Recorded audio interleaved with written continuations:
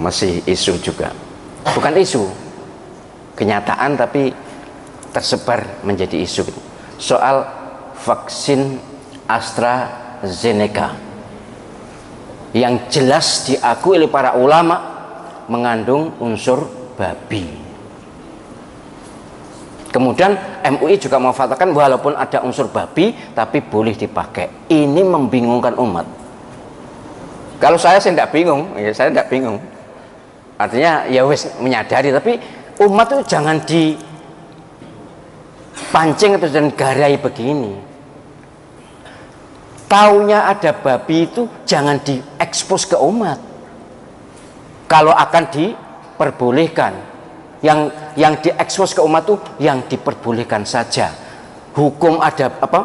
Ketentuan atau ketetapan ada babinya itu jangan diekspos. Itu naik teori ini, tapi prakteknya ya tidak mudah loh hari begini untuk mencegah ekspos kepada media itu tidak mungkin atau susah sekali. Jadi MUI yang sekarang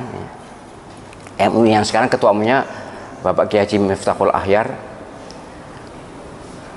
memfatwakan bahwa AstraZeneca itu vaksin yang ada unsur babinya,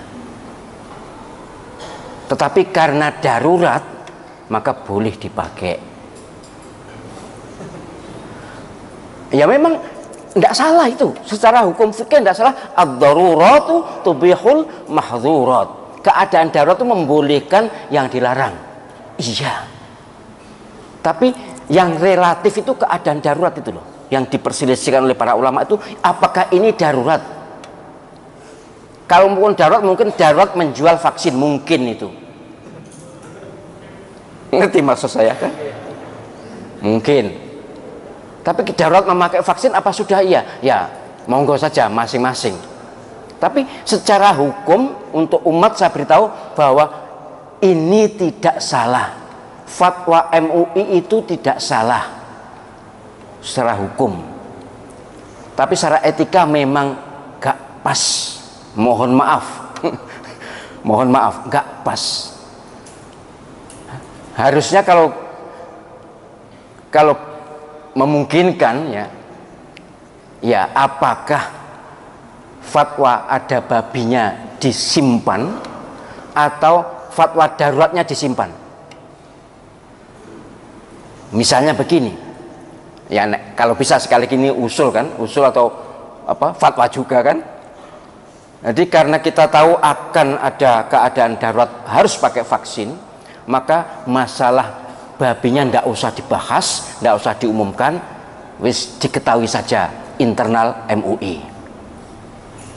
Kalau ada wartawan tanya ya wis tidak usah dijawab sesuai dengan ketentuan pokoknya ini boleh gitu aja wis. Boleh dipakai. Soal ada babinya tidak, kita ini tidak tahu, tidak membuat kok. Jadi tidak usah mencari-cari. La tas'alu an asya'in tubdalakum tasukum. Jangan mempertanyakan sesuatu kalau dijelaskan malah mempersulit. Ngono jawab ini aku ketua umum MUI.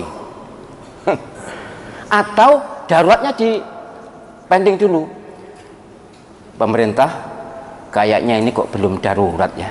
Gitu nek wani tapi. Pak Presiden atau Menteri Kesehatan kayaknya ini kondisi begini belum bisa disebut darurat.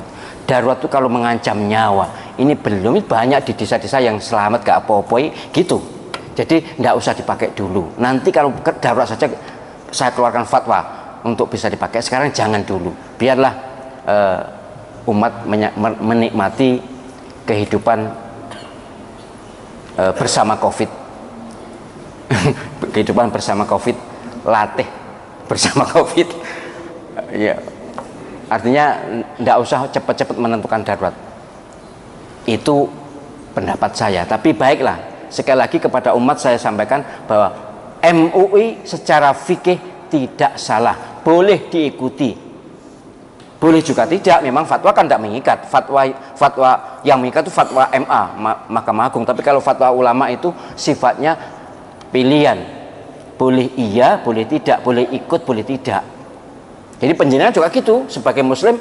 Oh itu kan MUI, iyalah MUI. Tapi kita sebagai umat Islam punya independensi untuk memilih ikut fatwa MUI boleh, tidak ikut juga boleh. Dan setahu saya tidak ada undang-undang yang mewajibkan vaksin. Tapi kalau saya ingin selamat vaksin, monggo boleh, ikut vaksin boleh, bagus bahkan jika jenengan memang merasa perlu. Jadi gitu ya. Walah saya kok sudah kadung divaksin, sebenarnya saya tidak ingin. Wis kadung ya apa meneh, pecut dijeplakno wis kebacut diapakno ki dalile wis. Jadi barang sudah kadung tidak usah dimasalahkan, sudah kadung. Allah SWT juga maha maklumi, la yukallifullahu nafsan illa wus'aha.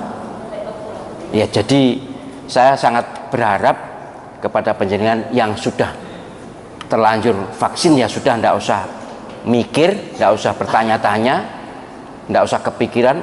Bahkan vaksin katanya 2 kali nggih. Nah, berarti yang akan datang ya wis kadung divaksin ya divaksin nih, wong engko nek gak divaksin ada ya masalah. Saya bukan ahli kesehatan, tapi katanya vaksin itu harus 2 kali. Kalau 2 kali wis kadung ya wis silakan. Tapi sengkung ya monggo, silakan berpikir. Kalau orang bertanya pada saya, apa Pak Ustaz divaksin? Tidak. Bagaimana kalau Ustaz divaksin? Tidak usah. Saya sudah pernah sakit.